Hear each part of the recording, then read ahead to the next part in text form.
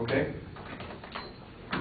I'd like to start off by saying they've made a valid argument, but there's still key things in their argument that makes us even believe it, that physician-assisted suicide is still incorrect.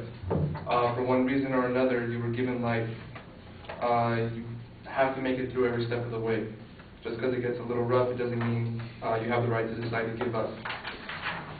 Euthanasia pretty much is suicide. As stated on Wikipedia.org, some people consider euthanasia of some or all types to be morally unacceptable. This usually treats euthanasia to be a type of murder and voluntary euthanasia as a type of suicide, the morality of which is a subject of active debate. Continues to say, voluntary euthanasia has often been rejected as a violation of the sanctity of human life. Specifically, Christians argue that human life ultimately belongs to God, so humans should not be the ones to make the decision to end life.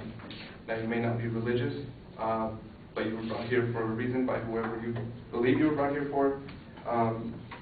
They're the ones that should decide when you leave. It was also mentioned on Euthanasia.com that euthanasia is actually very misinterpreted.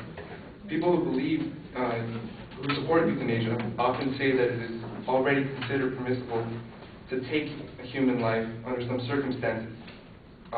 They compare it to self-defense, but they miss the point that when one kills for self-defense, they are saving an innocent life, whether it be their own or whether they be whoever they're with and whoever they're trying to save. But this is where it's incorrect, because euthanasia, you're not saving a life, you're just taking one away. They were talking about costs as to keeping the patient alive if they have a terminal illness. Euthanasia can actually become a tool for big HMO companies. As stated on Wikipedia.org again, physician-assisted suicide, if it became widespread, could become a profit-enhancing tool for big HMOs. Pretty much, instead of trying to continue to pay for the patient to stay alive, HMOs can try to pressure the families or the hospital themselves to try to kill the patient, so they wouldn't have to pay for anything. This also puts a lot of pressure on patients. As stated on Euthanasia.com, drugs used in assisted suicide cost only about $40 instead of the $40,000 that it would cost to treat a patient properly, so they wouldn't have to die too soon. The kind of pressure that I'm talking about is, as the patient is trying to stay alive for as long as they can feel the pressure or the burden of the family having to support them. They can feel as if their family's going to be better off to kill them instead of keeping them alive, because they won't have to pay the hospital bills or having to pay for any medications for them to stay alive.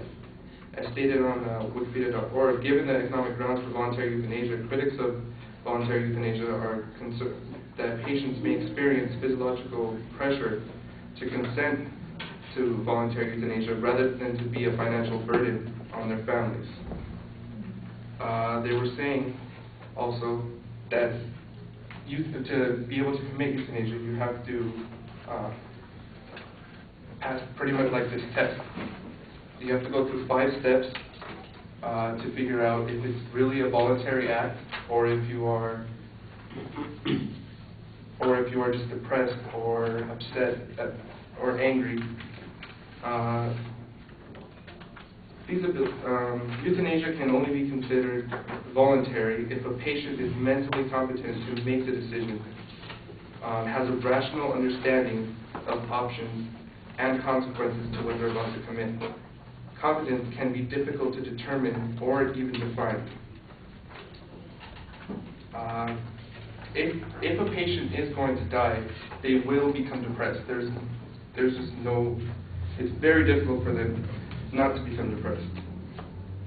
Emily Friedman, How Doctors Tell Patients, well, as said on ABC.com, Emily Friedman in an article titled "How Doctors Tell Patients They Are Dying." Once diagnosed with a terminal illness, they worry that because we have nothing to help them, we'll desert them, Grodin said.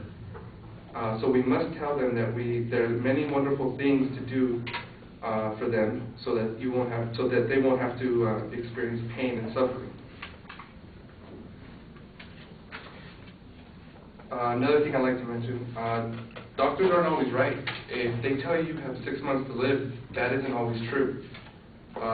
Emily Friedman, in that same article, says we are notoriously bad at predictions for how much time a patient has left.